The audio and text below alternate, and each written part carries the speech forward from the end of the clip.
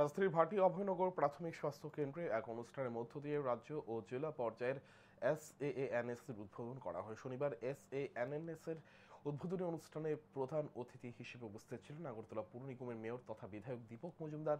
সম্মানিত অতিথি হিসেবে উপস্থিত ছিলেন mayor in council Hiralal Debnath.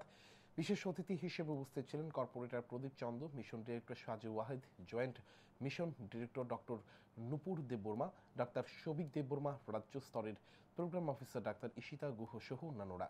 অনুষ্ঠানে আলোচনা করতে গিয়ে মেয়র দীপক মজুমদার পরিবেশকে দূষণমুক্ত রাখার উপর জোর দেন। তিনি বলেন, নিউমোনিয়া থেকে বাঁচতে গিয়ে নিজের বাড়িকে পরিষ্কার পরিচ্ছন্ন স্বাস্থ্যকর রাখতে হবে। গর্ভবতী মায়েদের সুস্থ রাখার জন্য রাজ্য সরকার বিভিন্ন প্রকল্প হাতে নিয়েছে। নিজেকে পরিবারকে সুস্থ রাখতে গেলে স্বাস্থ্যের বিষয়ে জানতে হবে। আগে চিকিৎসার জন্য মানুষকে বহির্রাজ্যে ছুটতে হতো, বর্তমানে রাজ্যে সকল ধরনের চিকিৎসার ব্যবস্থা রয়েছে।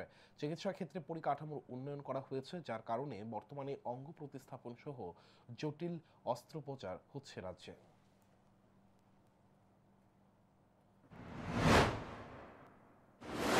পরিবেশ দূষণ না হয় সেদিকে লক্ষ্য করতে হবে, যাতে সুন্দরভাবে শ্বাস গ্রহণ করতে পারে একটা শিশুদের জন্মগ্রহণ করতে। আমাদের রাজ্য সরকারের স্বাস্থ্য বিভাগের বিভিন্ন কর্মসূচি আছে।